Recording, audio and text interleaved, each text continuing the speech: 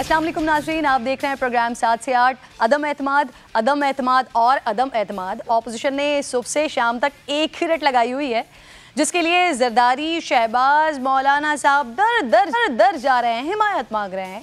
आज भी शहबाज शरीफ बिलावल हाउस में जरदारी साहब को सलाम करने पहुंच गए हैं।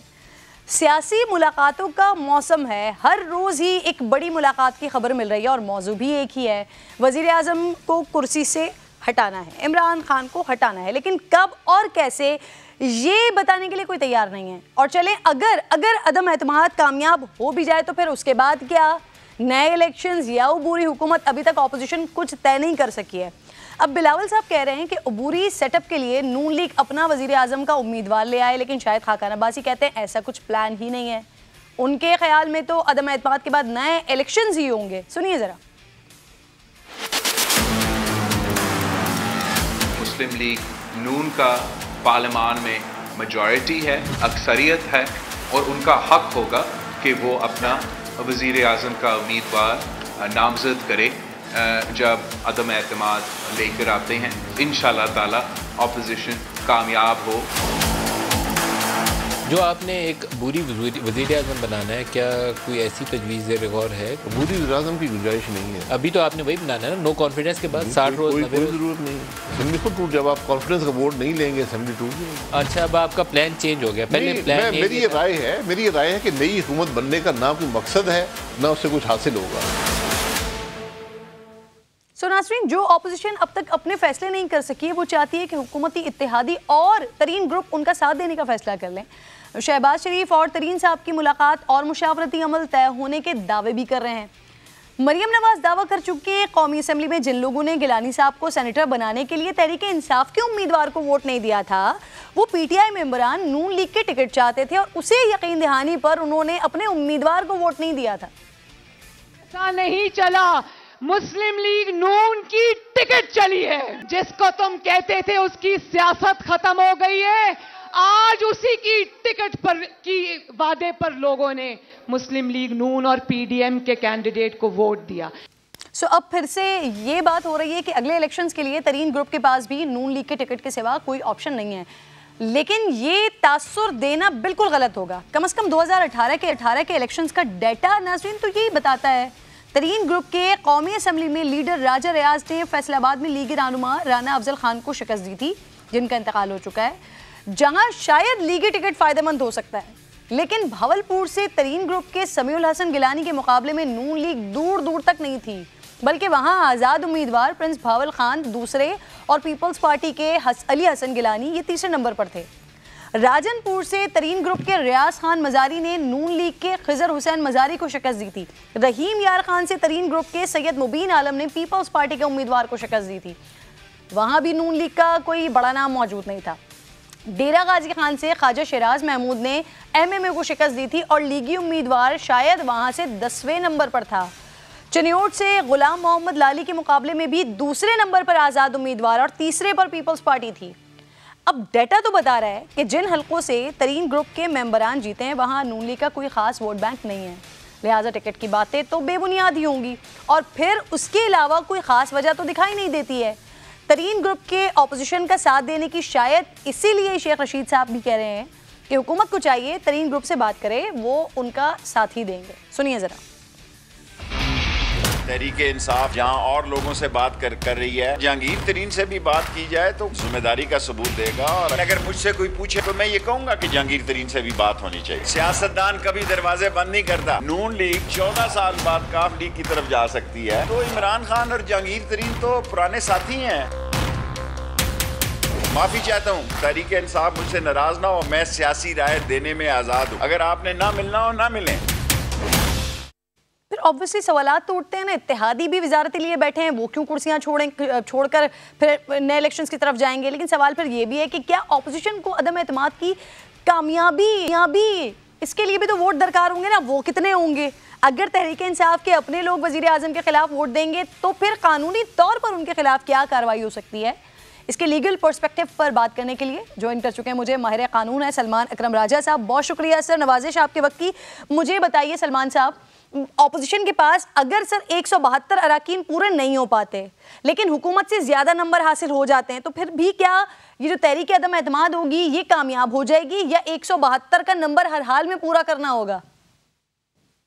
नहीं, अक्सरियत यकीनन दिखानी होगी। जब तक अक्सरियत नहीं होती तो नो कॉन्फिडेंस की जो रेजोल्यूशन है वो कामयाब तस्वुर नहीं की जाएगी और वज़ीर आज़म अपने ओहदे पर रहेंगे। सही, ये यानी अक्सरियत सर, मैं इसीलिए आपसे पूछ रही हूँ, इसको जरा ब्रीफली बता दीजिएगा। अक्सरियत उस वक्त जो मेंबरान असेंबली मौजूद होंगे, अगर ऑपोजिशन के नंबर ज्यादा होते हैं तब भी ये मैटर करता है, या 172 का नंबर जो कि कौमी असेंबली के 342 का आधा बनता है वो होना जरूरी है? सलमान साहब, ये मेरी राय में तो मुकम्मल जो नंबर है उसकी अक्सरियत होनी चाहिए। अच्छा ठीक। अच्छा सर, जिस वक्त ऑपोजिशन अदम एतमाद की तहरीक पेश करती है, स्पीकर साहब इस पर कोई एतराज उठाकर उसे मुस्तरद कर सकते हैं या वोटिंग ना करवाकर डिले कितने दिन हो सकता है सर? देखिए, तरीकाकार जो दिया गया है नेशनल असेंबली के जो रूल्स हैं उसमें ये है कि कम से कम 20% जो मेंबरान हैं असेंबली के, उनकी तायीद से एक रेजोल्यूशन का जो नोटिस है वो दिया जाएगा। सेक्रेटरी नेशनल असेंबली ने उसको रखना है, जो ऑर्डर्स ऑफ द डे हैं उसमें उसको शामिल करना है। यहाँ ज्यादा से ज्यादा एक दिन की ताखीर हो सकती है, एक वर्किंग डे की ताखीर। सामने आ जाएगा ऐवान के सामने वो रेजोल्यूशन जो है, उस पे स्पीकर की से लीव लेकर उसके ऊपर जो बहस है और उसके बाद जो वोटिंग है उसके ऊपर वो ज्यादा से ज्यादा 7 दिन तक मौखर की जा सकती है। यानी कि जिस दिन 20% अरकान की तायीद हासिल हो जाए इस रेजोल्यूशन को, उस दिन से वोटिंग का जो दिन है उसके बीच ज्यादा से ज्यादा 9 दिन गुजर सकते हैं। सही। और अगर 9 दिन से ज्यादा डिले होता है सर, फिर स्पीकर के खिलाफ कार्रवाई हो सकती है, जो ऑपोजिशन के लोग हैं वो इलेक्शन कमीशन जा सकते हैं सर? देखिए, इलेक्शन कमीशन की तो शायद जवाबदीद ना हो, ये मामला फ्लोर ऑफ द हाउस का है, लेकिन ये बहुत ही एक बेकायदगी की बात होगी अगर उस पर वोटिंग ना हो। और इसकी कोई मिसाल नहीं मिलती कि स्पीकर जो है वो वोटिंग ना कराए एक ऐसी रेजोल्यूशन पे जिसको 20% अराकीन की तायीद हासिल है। सही। अच्छा सलमान साहब, अदम एतमाद में वोट ओपन होता है, तो सर जो हुकूमती अराकीन वजीर आजम के खिलाफ वोट देंगे बकौल ऑपोजिशन के कि 20-25 लोग हैं उनके साथ, और ऑब्वियसली फिर नंबर गेम पूरा करने के लिए उनको मनाना तो पड़ेगा, तो सर फिर उनके लिए क्या होगा? अगले सेटअप में सर वो डीसीट हो सकते हैं या नाअहली हो सकती है उनके लिए, कानूनी तौर पर वो कहाँ स्टैंड करते हैं? देखिए, अगर कोई हुकूमती रुकन अपनी पार्टी के खिलाफ वोट करता है, यानी कि वजीर आजम के खिलाफ वोट करता है, तो ऐसा नहीं है कि उसका वोट बेअसर हो जाएगा। वोट का बहरहाल असर कायम रहेगा, और अगर वो अक्सरियत का हिस्सा बन जाता है तो रेजोल्यूशन नो कॉन्फिडेंस की कामयाब हो जाएगी। लेकिन कानून ये कहता है, आइन का आर्टिकल 63A, कि पार्टी हेड उसके बाद ये फैसला कर सकता है कि उस शख्स के खिलाफ तादीबी कार्रवाई आइन के मुताबिक करनी है या नहीं करनी। अगर पार्टी हेड ये फैसला करता है कि कार्रवाई करनी है, तो फिर एक डिक्लेरेशन वो करेगा कि इस शख्स ने आइन के आर्टिकल 63A के तहत इनहराफ किया है पार्टी की जो हिदायत थी उससे, लिहाजा इसको डिफेक्टर समझा जाए, ये समझा जाए कि ये पार्टी से डिफेक्ट कर चुका है। ये डिक्लेरेशन जो है पार्टी हेड स्पीकर साहब को भेजेंगे, स्पीकर साहब फिर उस डिक्लेरेशन को चीफ इलेक्शन कमिश्नर को भेजेंगे, जो इस मामले को पूरे इलेक्शन कमीशन के सामने रखेंगे, और इन तमाम मरहलों पे जो शख्स है उसको दिफा का हक भी हासिल होगा। और उसके बाद इलेक्शन कमीशन फैसला करेगा कि क्या ये शख्स अपनी पार्टी से मुनहरिफ हो चुका है, डिफेक्ट कर चुका है, और उस सूरत में उसकी सीट जो है वो खत्म कर दी जाएगी, अपनी नशिस्त से वो महरूम हो जाएगा। लिहाजा इस तमाम का ताल्लुक इस असेंबली में नशिस्त से है। अब अगले इलेक्शन के वक्त क्या वो शख्स दोबारा इलेक्शन लड़ सकता है?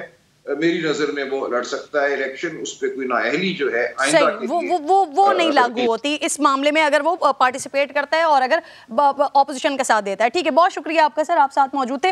तरीन से बड़ी बात हो रही है जी, फयाजुल हसन चौहान साहब कह रहे हैं मुलाकात हो चुकी है, अब जावेद लतीफ़ साहब मेरे प्रोग्राम में आए वो भी कह चुके हैं मुशावरती अमल मुकम्मल हो चुका है, लेकिन जो बड़े लीडरान हैं उनकी जानिब से इस बात की तस्दीक या तरदीद नहीं की जा रही है। अब सईद अकबर नवानी साहब मुझे ज्वाइन कर चुके हैं, पार्लिमानी लीडर हैं, तरीन ग्रुप पंजाब असेंबली से। खुशामदीद कहूँगी आपको सर। सईद साहब, ये मुलाकातों का सीज़न है, जहांगीर तरीन और शहबाज शरीफ साहब की मुलाकात हुई है, नहीं हुई है? मैं नहीं समझता कि उनकी कोई किसी भी नॉन लीग वालों से मुलाकात हुई है। अगर उनकी मुलाकात होती तो हमें वो जरूर एतमाद में लेते, ऐसी कोई बात नहीं है। और मैं रात को इंटरव्यू देख रहा था शायद खाकान अब्बासी का, तो उनसे जब क्वेश्चन किया तो उन्होंने भी कहा कि नहीं, कोई मुलाकात नहीं। सईद साहब, ऑपोजिशन के अदम एतमाद में क्या 1% भी चांस है सर कि आपका ग्रुप उसकी हिमायत करेगा? हमें नहीं लगता कि हमारे ग्रुप का कोई इस तरह का इरादा हो या कोई फैसला हो। पवन चौधरी के घर होने वाली हालिया मुलाकात के हवाले से खबरें चलती रही हैं कि वहां पर ज्यादातर मेंबरान ऑपोजिशन का साथ देना चाहते हैं, ये बात दुरुस्त नहीं है क्या? हमारी, वैसे मैं उस मीटिंग में नहीं था, मेरी तबीयत खराब थी, मैं बुखार था, लेकिन हम उस ग्रुप का हिस्सा हैं और उस ग्रुप तरीन साहब के साथ हैं। तो मैंने कभी नहीं देखा कि हमारे ग्रुप में कभी अपनी पार्टी पीटीआई के खिलाफ कभी कोई बात हुई हो या उनके खिलाफ हमारी किसी ग्रुप के किसी रुकन ने भी कोई ऐसी बात की है। आज तक मैंने इस तरह की कोई डिस्कशन सुनी नहीं है अपने ग्रुप में। तो अभी मैंने पहले ही कहा कि जहांगीर तरीन साहब की मुलाकात नहीं हुई नून लीग वालों से। अगर उनकी मुलाकात होती तो हमें अब जरूर एतमाद में लेते। उन्होंने कभी ये बात ना हमें हमारे से की है और ना उन्होंने कभी बताई। इंपॉर्टेंट बात कर रहे हैं सईद साहब आप। सर, जहांगीर तरीन साहब वैसे कहते रहे हैं कि तहरीक इंसाफ की हुकूमत में उन्हें इंसाफ नहीं मिला, तो क्या अब मामला ठीक है और क्या वजीर आजम साहब से कोई मुलाकात का इम्कान है? हमने पहले दिन ही ये कहा कि हमारे साथ ज्यादती हो रही है जहांगीर तरीन साहब के साथ। फिर हम जब प्राइम मिनिस्टर साहब को मिले और हमने अपनी तमाम जो अपनी रिजर्वेशन थी उनके सामने रखी और तमाम केस उनके सामने रखा, तो फिर उन्होंने हमारी बात को इंक्वायर कराया और जब इंक्वायरी हमारे हक में आई तो उन्होंने फिर फैसला जहांगीर तरीन के हक में किया, क्योंकि वो समझते थे कि ये इनकी बात मेरिट पे है। तो फिर उन्होंने मेरिट पे करते हुए जो रिलीफ हमारा हक बनता था जहांगीर तरीन साहब का, वो उन्होंने उनको पहुंचाया और मिला, हमें मिला। वो हक किस शक्ल में मिला आपको सर? जहांगीर तरीन साहब को रिलीफ किस शक्ल में मिला? केस तो चल रहा है, कोर्ट में बयान दे दिया कि हमें इनकी गिरफ्तारी नहीं है, जरूर इनकी गिरफ्तारी की कोई जरूरत नहीं है। तो जब कभी भी कोर्ट में इन्वेस्टिगेटिंग एजेंसीज जो परसू कर रही हो, वो उस वक्त बयान देती है कि हमारे पास सबूत नहीं है और हमें इनकी गिरफ्तारी की जरूरत नहीं है। तो जब उन्होंने हमारे हक में ये जाके कोर्ट में बयान दे दिया, तो अब उनके पास क्या इंक्वायरी करने का करेंगे या क्या उसमें निकालेंगे, जब ऑलरेडी हमारे हक में वो बयान दे चुके हैं अदालत में। और बैरिस्टर अली जफर साहब की इंक्वायरी रिपोर्ट मिल गई आप लोगों को? की रिपोर्ट का नतीजा मिल गया। नतीजा ये मिला कि FIL ने जाके हमारे हक में बयान दे दिया कि हमें ये बंदा हमने गिरफ्तार नहीं। बहुत शुक्रिया सईद अकबर नवानी साहब, बड़ी इंपॉर्टेंट कर रहे हैं। अब जहांगीर तरीन ग्रुप से हैं आप, पार्लिमानी लीडर हैं पंजाब असेंबली में, और वो मुलाकातें जो एक तरफ ऑपोजिशन के कुछ रहनुमा कह रहे हैं कि जी मुशावराती अमल जो है वो मुकम्मल हो चुका है, यहाँ से हुकूमती लोग कह रहे हैं, फयाजुल हसन चौहान साहब कह चुके हैं कि जी खुफिया मुलाकात हो चुकी है, लेकिन आप ये कह रहे हैं कि अगर ये मुलाकात हुई होती तो ऑब्वियसली जो तरीन ग्रुप के लोग हैं वो ज़रूर उनको एतमाद में लिया जाता। तो यानी कि आपके पास तो ऐसी कोई इत्तला या ऐसी कोई खबर मौजूद नहीं है कि ये मुलाकात हो गई है या नहीं हुई है, लेकिन क्योंकि अदम एतमाद की हर जगह बात हो रही है और फिर ये भी सजेशंस जो है वो PDM के अंदर जो अपोजिशन की जमातें हैं, मौलाना फजल रहमान साहब या जरदारी साहब या मियाँ शहबाज शरीफ साहब, यहाँ से इस वीक के हवाले से भी बातें हो रही हैं कि शायद इसी वीक के अंदर ये अदम एतमाद पेश कर दी जाए, ये स्पीकर को जमा करवा दी जाए, उसके बाद जो वोटिंग का प्रोसेस होगा उस बारे में तो हम इसके लीगल पर्सपेक्टिव पर तो बात कर ही चुके हैं, लेकिन क्या वाकई अदम एतमाद के अंदर वो सिचुएशन इस वक्त है? क्या ऑपोजिशन कामयाब हो पाएगी? है जितने हाथ पांव मारे जा रहे हैं, क्योंकि अभी एक और मीटिंग हो रही है, इस वक्त मुलाकात हो रही है शहबाज शरीफ साहब की और मियाँ शहबाज शरीफ साहब की और आसिफ अली जरदारी साहब की बिलावल हाउस में एक और मुलाकात होनी है, आज शाइया होना है और वहाँ पर फिर ये मज़ीद मामला डिस्कस होने, तय होने। लेकिन फिर सवालात यहाँ पर ये उठते हैं कि अगर आप इत्तेहादियों को अपने साथ मिलाना चाहते हैं तो फिर आपकी पिटारी में है क्या, आप उनको देना क्या चाहते हैं, या आप उनको ऑफ़र क्या कर रहे हैं। या फिर सवाल यहाँ पर ये भी उठता है कि वो लोग जो इस वक्त मज़े से हुकूमत के मज़े लूट रहे हैं, हुकूमत में बैठे हुए हैं, वो अपोजिशन की तरफ क्यों आएंगे। फिर एक और मामला ये भी उठता है कि शहबाज शरीफ साहब के ग्रुप के अंदर, मुस्लिम लीग नून के अंदर हम देखते हैं एक तरफ ये वाला सेटअप की ख्वाहिश की जा रही है कि वो वज़ीर आज़म जो अबूरी सेटअप आ जाए, वज़ारत उज़्मा मिल जाए, जबकि दूसरी तरफ से शाहिद खाकान अब्बासी साहब वो ये कह रहे हैं कि फौरी तौर पर इलेक्शंस देख रहे हैं, अदम एतमाद की बात। तो अभी तो अपोजिशन के अंदर ही इतने ज़्यादा कॉन्फ्लिक्ट हैं, वहीं पर ही एतमाद नज़र नहीं आ रहा है। तो फिर कैसे ये असेंबली में आएगी और फिर कैसे ये कामयाब होगी और फिर उसके बाद क्या होगा, ये मामलात हैं जो शायद डिस्कस होते रहेंगे जब तक ये मामला पार लग नहीं जाता। फिलहाल एक छोटा सा ब्रेक ले रही हूँ, ब्रेक के बाद वापस आती हूँ। तो वज़ीर आज़म के दौरा रूस के हवाले से बात कर ली है मैंने।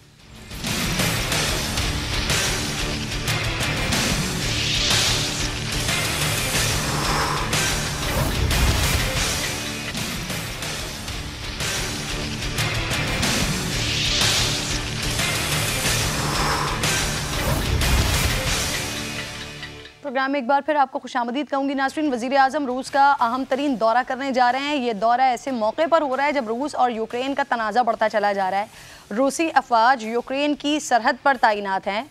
रूस के देरीना मुखालिफ मगरबी ममालिक अब कट्टर दुश्मन बने हुए हैं। आलमी मीडिया की भी तमाम तर तवज्जो इसी पर मरकूज़ है। आज रूस का यूक्रेन की 2 अलहदगी पसंद इलाकों को आज़ाद रियासत के तौर पर तस्लीम करने और वहाँ अपनी अमन फ़ौज भेजने का ऐलान गोया जलती पर तेल छिड़का गया है। ये तो हम मुहावरतन कहते हैं, लेकिन वाकई इस ऐलान के बाद आलमी मंडी में इंतहाई तेल महंगा हो चुका है। तेल की कीमतें $100 के करीब पहुंच गई हैं। यकीनन एक बहुत बड़ी माशी तबाही और महंगाई की लपेट में आने वाली है।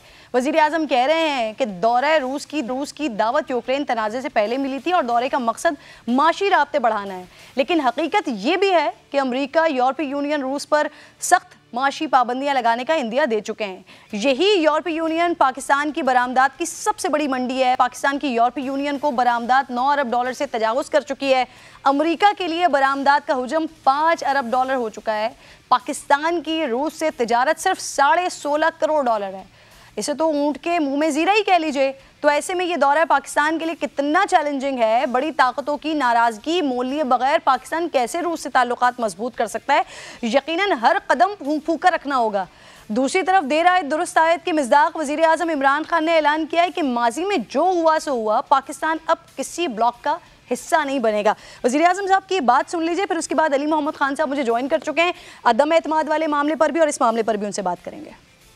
Should have then been non-aligned, independent country, stood on our own feet, not relied on aid. We became part of a bloc because we got foreign aid. When you look back, foreign aid is a curse for a country. Ali Mohammad Khan साहब, खुशामदीद कहूँगी sir आपके programme में। Russia के हवाले से मैंने sir detail में बात करनी है आपसे, लेकिन उससे पहले ज़रा अदम एतमाद के मामले पर बात करना चाह रही थी सर मैं। अभी जहांगीर तरीन साहब के ग्रुप से सईद नवानी साहब प्रोग्राम में मेरे साथ मौजूद थे। सर बड़ा खुलकर कह रहे हैं, अब हुकूमत की हिमायत करने की बात कर रहे हैं सर। दूसरी तरफ अगर मैं शेख साहब की बात सुनती हूँ तो वो कह रहे हैं कि जब सबसे मुलाकातें हो रही हैं तो जहांगीर तरीन साहब से मुलाकात क्यों नहीं हो रही है। सर कुछ प्लान कर रहे हैं आप लोग, वज़ीर आज़म साहब कोई मुलाकात का सोच रहे हैं, क्यों बात नहीं कर रहे हैं जहांगीर तरीन ग्रुप से सर? बहुत शुक्रिया। मैं तो लोग इसको पता नहीं क्यों जहांगीर तरीन ग्रुप कहते हैं, मैं तो उसको कोई ग्रुप नहीं समझता। हाँ, वो हम ख्याल लोग हैं जो कुछ चीज़ों पे इकट्ठे हैं, लेकिन ग्रुप तो तब होता है जब आप एक जमात से अलग होते हैं। वो इमरान खान साहब को अपना लीडर जो है वो समझते हैं, इमरान खान को अपना लीडर कहते हैं। ना सिर्फ वो बल्कि जहांगीर साहब खुद भी तो, और जहांगीर साहब ने बड़े मुश्किल वक्त में पार्टी के साथ वो खड़े भी रहे हैं, तो अभी भी वो खड़े रहेंगे। और जो लोग उनके साथ हैं वो अपने कुछ पंजाब के लोकल लेवल के इश्यूज उनके होते हैं, जाहिर है वो सब चीज़ों पे तो खुश नहीं है। उनके कुछ खदशात हैं लोकल लेवल पे, एडमिनिस्ट्रेशन से हो सकते हैं, वज़राए कराम से हो सकते हैं जो पंजाब के हैं।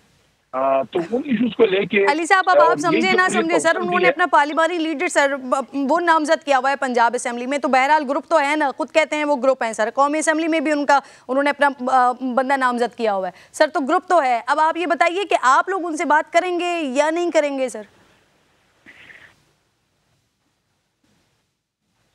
जी क्यों नहीं बात करेंगे, उनसे भी बात होगी, सबसे बात होगी, और वो हमारे अपने लोग हैं। अपने लोगों से तो बात नहीं करेंगे तो किससे बात करेंगे? मैं नहीं समझता कोई ऐसा कोई बड़ा चैलेंज है, बल्कि मैं तो आज वाई पे बात की, आज जी भी कर रहा हूँ की जो है अदम एतमाद की तहरीक जो है उसके करारदाद की कॉपीज कब सर आने वाले दिनों में, आइंदा आने वाले दिनों में जहांगीर तरीन साहब से वजीर आजम इमरान खान साहब की कोई मुलाकात मुतवक्का है सर? इमरान खान साहब ने इनको कहा जिस तरह से घबराना नहीं है, तो उनको घबराना नहीं चाहिए, और अभी उनको जो है अपना अदम एतमाद पेश कर देनी चाहिए। सर वो तो अदम एतमाद पेश कर देंगे, मैं आपसे ये पूछ रही हूँ कि जो जहांगीर तरीन साहब से मुलाकात कोई मुतवक्का है, खबरें ऐसी भी आ रही हैं कि तबीयत भी उनकी सही नहीं है, तो ये अयादत के बहाने ही कोई मुलाकात है मुतवक्का सर? देखिए अभी इसके बारे में मैं आपको खान साहब वापस आ जाएं, वो उनका दौरा हो जाए खैर से, और अल्लाह जहांगीर साहब को भी सेहत दे, और मैं दोबारा ये बात करूंगा कि पार्टी के अंदर कुछ मामलात पे मैं नकाद भी रहा हूँ, लेकिन मैं ये भी कहना चाहता हूँ कि बावजूद बड़ी बीमारी में और मुश्किल सूरत हाल थी, उनको एक काफ़ी सख्त बीमारी थी, लेकिन वो खान साहब के साथ तगड़े खड़े रहे, तो वी आर होपफुल इंशाल्लाह कोई ऐसा इशू नहीं है। और जाते रहते हैं लोग, उनका भी हाल पूछने चले जाएंगे, ऐसी कौन सी बात। सर अभी नवानी साहब से मैं बैरिस्टर अली जफर की रिपोर्ट के हवाले से भी बात कर रही थी, क्योंकि ऑब्वियसली उनका मुतालबा था कि हमें दी जाए, तो सर वो कह रहे हैं कि रिपोर्ट तो उनको नहीं मिली है, लेकिन उसी तनाजुर में, रिलीफ के तनाजुर में FIA ने यह फैसला किया है कि गिरफ्तार नहीं करेंगे जहांगीर तरीन साहब को। सर तो ये जो रिपोर्ट पब्लिक होनी थी सर, ये क्यों नहीं हुई है और ये कब होगी अली साहब? देखिए मैं चूंकि उस कमेटी का हिस्सा नहीं हूँ, तो मोहतरम अली जफर साहब शायद बेहतर इस पे आपको बता सकें। जहां तक किसी भी रिपोर्ट या करप्शन वाले मामले का ताल्लुक है, चाहे कोई भी हो, उस पर तो इमरान खान साहब के पास नो कॉम्प्रोमाइज है। अगर कोई चीज होगी तो वो सामने आ जाएगी। रिपोर्ट तो वजीर आजम तक पहुंच चुकी है ना, ये तो पहले भी बात हो चुकी है, वजीर आजम को रिपोर्ट पेश कर दी गई है, अब उसको तो पब्लिक करना था ना सर, वो पब्लिक क्यों नहीं हुई, कब होगी, मैं ये पूछ रही हूँ। मेरे ख्याल में इस पे मुनासिब फोरम से जवाब आए तो बेहतर है, क्योंकि मेरे पास इसकी इंफॉर्मेशन नहीं है। अली जफर साहब इसको डील करते हैं, बेहतर होगा वो इस पर रिस्पॉन्स करें। लेकिन मैं सिर्फ दो बातें इस पर करना चाहता हूँ। एक बात यह है कि अगर रिपोर्ट तैयार होगी और वो मांग रहे हैं तो वो उनको जल्द मिल जाएगी, और दूसरा ये है कि जो किसी शख्स ने कुछ भी गलत नहीं किया, उसको तो पाकिस्तान में इमरान खान साहब की हुकूमत में डरने की किसी को भी कोई जरूरत नहीं है। अगर कोई अपना है और अली मोहम्मद खान साहब, मैं आपकी आवाज मुझ तक सही नहीं आ पा रही सर, गालिबन आप रास्ते में, मैं चाह रही थी कि आप पर भी बात कर सकूं, लेकिन गालिबन आवाज़ का कुछ मसला है। आपका बहुत शुक्रिया, साथ आप मौजूद थे मेरे। तैमूर खान साहब माहिर हैं स्ट्रेटेजिक उमूर के, मुझे ज्वाइन कर चुके हैं, बहुत शुक्रिया तैमूर साहब। वज़ीर आज़म के इस दौरे की टाइमिंग बड़ी अहम है सर, और कितनी अहम है ये आप बताइए, क्या इस दौरे के लिए मुनासिब वक्त है ये? मैम ये जहाँ तक इस दौरे की अहमियत का ताल्लुक है, तो इसकी बहुत ज़्यादा स्ट्रेटिजिक, पॉलिटिकल और इकोनॉमिक सिग्निफिकेंस है, और ऑप्टिक्स के हवाले से स्पेशली हमारे जो दो तरफा ताल्लुकात हैं उस हवाले से भी ये बहुत ही अहमियत का हामिल है। अलबत्ता जहाँ तक आप टाइमिंग की के मौजू होने की बात है, तो जी बिल्कुल टाइमिंग बहुत सेंसिटिव है, स्पेशली इस वक्त जब रूस जो एक क्राइसिस में मुब्तला है US और रशिया के साथ यूक्रेन के मामले पे, जिसकी वजह से ये कहा जा रहा है कि टाइमिंग इसीलिए मौजू नहीं है बिकॉज रशिया की जो ज़्यादातर रिसोर्सेज और उसकी जो अटेंशन है वो डाइवर्टेड है टुवर्ड्स द यूक्रेनियन क्राइसिस, और हमारे PM साहब का दौरा इस वक्त जो अंडरटेक वो करेंगे उसको उस तरीके से अटेंशन या उस तरीके की अहमियत नहीं मिल पाएगी जिस तरह की पाकिस्तान एक्सपेक्ट कर रहा है। लेकिन जहाँ तक दो ममालिक के दो तरफा ताल्लुकात का ताल्लुक है, तो ये दौरा जो है ये उसके लिए बहुत ही अहमियत का हामिल है और बहुत ही इनकरेजिंग साबित होगा हमारे आने वाले फ्यूचर रिलेशनशिप। सेंसिटिव टाइम है ये तैमूर, वजीर आजम इसे माशी दौरा करार दे रहे हैं, बिल्कुल, लेकिन एक ऐसे वक्त में जब रूस के साथ पाकिस्तान की तिजारत सिर्फ $1.5 अरब है, जबकि जो मुखालिफ है यूरोपीय यूनियन पाकिस्तानी बरामदात की सबसे बड़ी मंडी है। अमेरिका के लिए बरामदात 5 अरब डॉलर से तजावुज़ कर चुकी है। इसके अलावा भी पाकिस्तान IMF से कर्ज ले रहा है।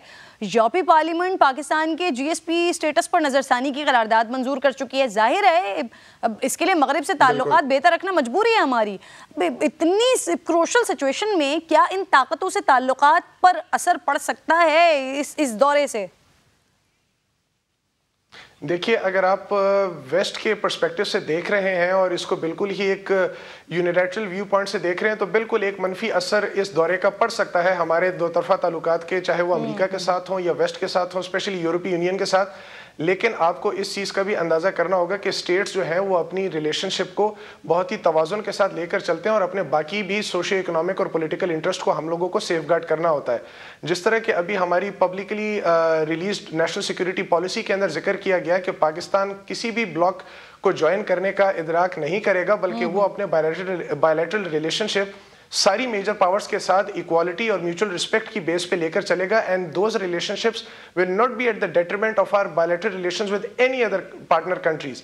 एंड आई एम श्योर कि हमारे जो फॉरेन ऑफिस हैं, हमारे फॉरेन ऑफिस के अंदर हमारे बाकी पार्टनर्स को इस दौरे के हिसाब से कॉन्फिडेंस में लिया गया होगा। ऐसा नहीं है कि हम लोगों ने इसको टोटली यूनिलैटरली इसको अंडरटेक कर रहे होंगे और without taking our other partners particularly the US and the European Union into confidence. Ukraine तनाज़े पर किरदार होना क्या चाहिए पाकिस्तान का? यूक्रेन के ऊपर जहां तक पाकिस्तान के स्टांस का ताल्लुक है तो मैम पाकिस्तान का शुरू से ही ये मौक़िफ़ रहा है कि हम लोग एक इंटरनेशनल रूल बेस्ड ऑर्डर के सपोर्टर्स हैं और Pakistan will always support cordial and friendly relations with all countries, और पाकिस्तान हमेशा से सपोर्ट करेगा कि इंटरनेशनल रिलेशंस के अंदर पीस एंड सिक्योरिटी जो है वो मेंटेन रहे और डायलॉग के थ्रू ही इश्यूज रिजॉल्व हो, ना कि आर्म्ड कॉन्फ्लिक्ट या आर्म्ड स्ट्रगल के थ्रू। तो मेरा ये ख्याल है कि पाकिस्तान को अभी यही स्टांस है और होना भी यही चाहिए कि हम लोग इस पूरी जो यूक्रेनियन क्राइसिस है इसकी सपोर्ट हम इस हिसाब से करें कि सिचुएशन को डी एस्केलेट किया जाए और पॉलिटिकल सोल्यूशन ढूंढा जाए इस पूरे तनाज़े के लिए। सही। अच्छा, अब इंटरनेशनल मीडिया, रशियन मीडिया, इनकी तो तमाम तर तवज्जो और वसाइल इस वक्त यूक्रेन इशू पर मरकूज है ना, तो क्या ऐसे में वज़ीर आज़म साहब जो दौरा कर रहे हैं इससे पजीराई मिल सकेगी? मेरा बिल्कुल भी ये मेरा अपना ये ज़ाती मौक़िफ़ है कि जहाँ तक इंटरनेशनल मीडिया के फोकस का ताल्लुक है तो वो एक एजेंडे के तहत काम कर रहा है। वेस्टर्न मीडिया उसको अपने एजेंडे से पोर्ट्रे कर रहा है और जो रशियन मीडिया है वो उसको अपने बेनिफिट के थ्रू और अपने एजेंडे के थ्रू उसको पोर्ट्रे कर रहा है। जहाँ तक हमारे वज़ीर आज़म साहब का दौरा रूस का ताल्लुक है तो वो स्पेसिफिकली बायलैटरल रिलेशंस के तनाजुर से ही किया जा रहा है, ना कि उसके कोई इंटरनेशनल रेमिफिकेशंस की खातिर। अलबत्ता इसको अगर जो जिस पर्सपेक्टिव से देखना चाहे वो पर्सपेक्टिव तो हर किसी का अपना हो सकता है, लेकिन जहां तक पाकिस्तान की अपने ऑफिशियल स्टांस का ताल्लुक है तो उसमें हमारे फॉरेन ऑफिस ने कैटेगोरिकली ये कह दिया है कि ये दौरा एक पर्टिकुलरली एक इक्तिसादी दौरा है जिसको हम हमारे प्राइम मिनिस्टर अंडरटेक कर रहे हैं ताकि जितना भी पुराने दहाइयों में जो मिसट्रस्ट रहा है, माशी इम्कानात हैं क्या? पाकिस्तान रूसी साख्ता हेलीकॉप्टर्स असलहा खरीद रहा है, दफाई ताउन के लिए दौरा आम हो सकता है ये? बिल्कुल, हमारी मिलिट्री टू मिलिट्री और मिलिट्री टेक्निकल कोऑपरेशन के अंदर इजाफा हुआ है। जो पिछले साल में जो नवंबर के अंदर जो joint economic commission, inter governmental joint commission हुआ, उसके अंदर भी हमारे इक्तिसादी मुआहदों पर दस्तखत हुए और अभी भी यही इम्कान है कि प्राइम मिनिस्टर साहब जब रूस का दौरा करेंगे तो जो हमारा 2 अरब डॉलर्स के लागत से पेश आने वाला जो पाकिस्तान स्ट्रीम गैस पाइपलाइन का जो मुआहदा है उसके ऊपर दस्तखत होने के इम्कान है। हमारी और रूस की सिविल एविएशन अथॉरिटीज़ के बीच में कोऑपरेशन प्रोटोकॉल एग्रीमेंट्स होने का भी इम्कान है। कस्टम्स रिलेटेड मैटर्स के ऊपर MOU साइन होंगे और हमारे जो डिफरेंट एजुकेशनल इंस्टीट्यूट्स हैं उनके दरमियान मल्टीपल सेक्टर्स के अंदर MOUs होने के भी इम्कानात हैं। और बिसाइड्स हमारे वज़ीर आज़म ने खुद भी ये कहा है कि वो वहाँ पे जाकर जो रशियन इन्वेस्टर्स हैं और बिजनेसेस हैं उनसे भी वो मुलाकात करेंगे, डेलीगेशन लेवल मुलाकातें करेंगे जिसमें वो उनको इन्वाइट करेंगे कि वो पाकिस्तान में आएँ और इन्वेस्ट करें और फॉरेन डायरेक्ट इन्वेस्टमेंट लाएँ हमारे मुल्क में। तो डेफिनेटली ये एक इक्तिसादी दौरा है और इससे हमारे जो दो तरफा इकोनॉमिक जो मुआशी हुजम है उसमें इजाफे की भी इम्कानात है। अच्छा, एक और भी बड़ी इंपॉर्टेंट बात है यहाँ पर, रूस ऑब्वियसली भारत को असलहा फराहम करने वाला सबसे बड़ा मुल्क है। वजीर आजम के दौरे के मौके पर क्या देख रहे हैं आप? क्या भारत की तरफ से भी कोई साजिश या कोई गैर मामूली बयानबाजी हो सकती है? देखिए, जहाँ तक भारत का सवाल है तो भारत तो डेफिनेटली जो प्रेसिडेंट पुतिन ने पिछले साल 6 दिसंबर को जो भारत का दौरा किया उसके अंदर उन्होंने कैटेगोरिकली रीइटरेट किया कि भारत आज भी हमारा मोस्ट प्रिविलेज स्ट्रेटेजिक एलाय है और आने वाले वक्तों में भी रहेगा। जहां तक भारत के स्टांस का ताल्लुक है तो भारत ने भी ये कहा है कि जिस तरह उसने कोल्ड वॉर के दौरान एक नॉन अलाइनमेंट मूवमेंट को सपोर्ट किया और किसी भी ब्लॉक का हिस्सा नहीं बना, अभी भी वो एक स्ट्रेटेजिक ऑटोनॉमी की पॉलिसी को लेकर आगे चलेगा जिसमें वो दुनिया के हर मेजर पावर के साथ इक्वालिटी और म्यूचुअल ट्रस्ट और रिस्पेक्ट की बेसिस पे उनके साथ डील करेगा। तो आप खुद इस बात से अंदाजा लगाएं कि भारत ने डेफिनेटली रशिया को अपने रिजर्वेशंस का इजहार तो किया होगा, बिकॉज जिस तरह की उनकी गवर्नमेंट आजकल इनकम्बेंट है भारत के अंदर, उसने डेफिनेटली अपने गम और गुस्से का और अपने रिजर्वेशंस का इजहार रूस से डेफिनेटली किया होगा। लेकिन रशिया ने भी आगे से जितनी मेरे अपनी राय के मुताबिक रशिया ने भी उनको ये बावर कराया कि पाकिस्तान के साथ जो रशिया के दो तरफा ताल्लुकात हैं, they are also not at the detriment of Russia's relationship with India.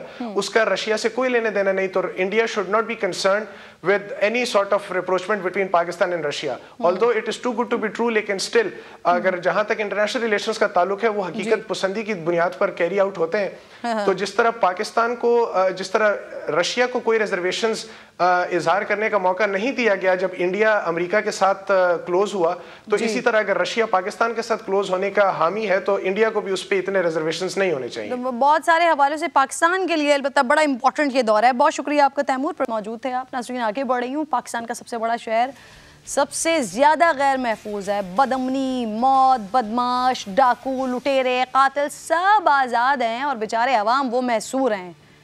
कोई दिन ऐसा नहीं होता कि जब डकैतियों की दर्जनों सीसीटीवी फुटेजेस सामने ना आई हों, लेकिन लुटेरे चुस्त हैं और पुलिस महाफिज ये सुस्त हैं।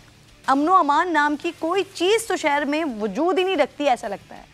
कराची में फिर अंधेरों की तरफ लौटते हुए हम दिखाई देते हैं। सिर्फ 50 रोज़ के दौरान 11,000, सोचिए, इमेजिन कीजिए, 11,000 से ज़ायद डकैतियाँ हो चुकी हैं। हुकूमत को होश है ना, पुलिस को कुछ करना है। कराची वाले एक बार फिर बेचारे लावारिस हैं, बेसहारा हैं। सहाफ़ती तंजीमों और शहीद अतर मतीन के अहले खाना ने कातिलों की अदम गिरफ्तारी के खिलाफ कराची पुलिस ऑफिस के बाहर धरना दिया है। फरियाद क्या है उनकी, गई थी मैं वहाँ पर, सुनिए ज़रा।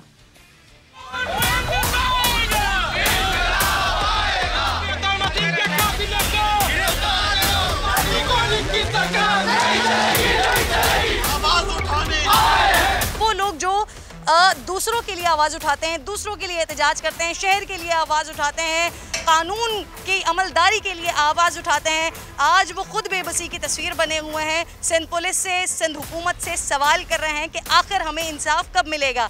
अतर मतीन न सिर्फ एक सहाफ़ी बल्कि कराची का एक शहरी था। उस शहरी को, हर शहरी को इंसाफ कब मिलेगा?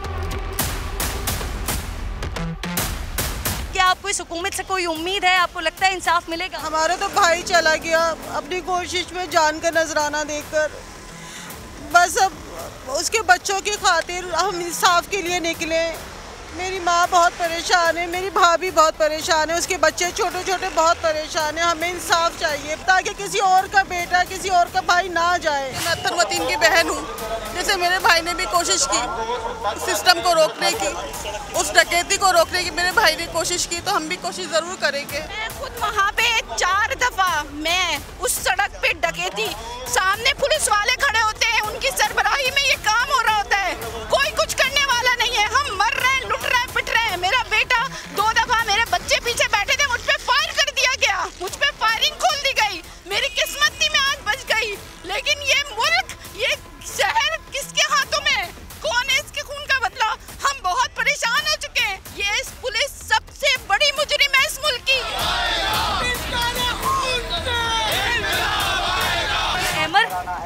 पूरी बिरादरी हमारी यहाँ पर मौजूद है, एहतजाज कर रही है। क्या आपको मालूम है हमें इंसाफ मिलेगा?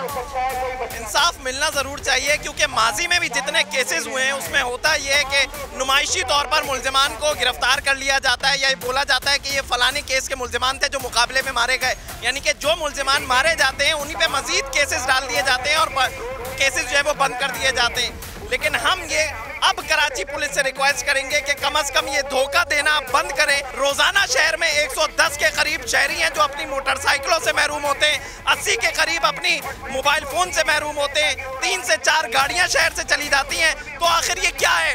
क्या ये थाने जो है वो बिल्कुल बेबस है? क्या इतनी बड़ी रेंजर्स की नफरी ये बिल्कुल बेबस है? रोजाना की तादाद में देखते हैं कि 3 से 4 शहरी डकैती मज़ामत पर जख्मी हो जाते हैं, या कम से कम 2 दिन में 1 शहरी तो हम ये देखते हैं जो जाम हो जाता है डकैतों की फायरिंग से।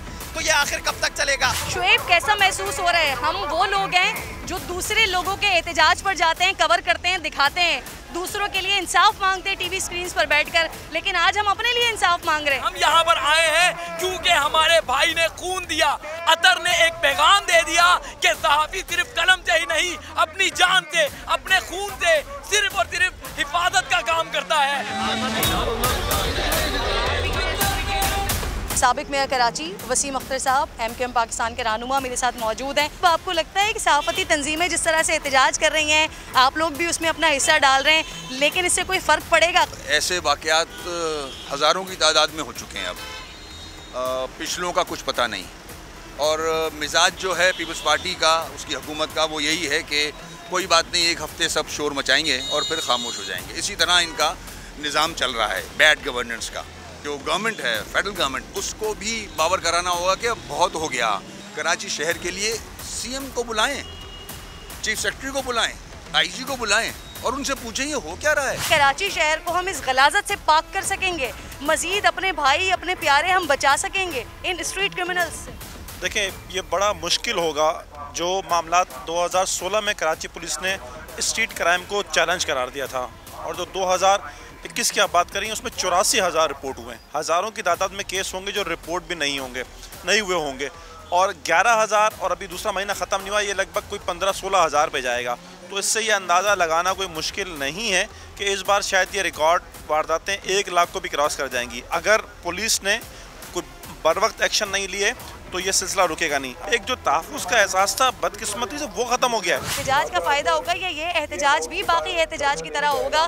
कराची 4,000 अरब का टैक्स देता है। देखिए, आज ये एहतजाज में कातिलों की गिरफ्तारी के साथ आइंदा अतर मतीन जैसे इतने बासलाहियत पाकिस्तान के कौमी असासा जो वो, अब मज़ीद हम ये बर्दाश्त, ऐसे लोगों का ज़िया, ऐसे लोगों का इख्तिलाफ, अब ये मुल्क और कौम इसका मुतामिल नहीं हो सकता। अतर मतीन के कत्ल के बाद, उनकी शहादत के बाद भी ये सिलसिला रुका नहीं है। रोज़ाना की बुनियाद पर फुटेजेस आ रही हैं, रोज़ाना की बुनियाद पर दिखाई दे रहा है कि जो लुटेरे हैं, जो डकैत हैं, वो और ज़्यादा ताकतवर हो गए हैं। ऐसा लगता है कि उनको किसी का डर नहीं है। सिंध हुकूमत से ये सवाल है कि अगर आप हैं तो आपकी रिट कहाँ पर है? अगर आप हैं तो कानून नाफिज करते क्यों नहीं है? और अगर आप कुछ नहीं कर सकते तो फिर कुर्सी से उतर क्यों नहीं जाते हैं?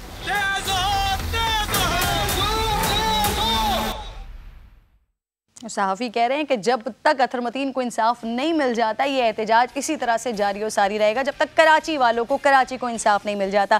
कराची का एक मसला नहीं, कराची के तो कई सारे मसले हैं। अब कराची का नस्ला टावर ये गिर गया है, अदालती हुक्म पर अमल तो हो गया है लेकिन आधा हुआ है। मुतासरीन के ख्वाब हुए हैं मलिया मेट, लेकिन उन्हें आज भी रकम की अदायगी नहीं हो सकी है। रेहान अहमद ने रिपोर्ट तैयार की है 7 से 8 के लिए, देखिए।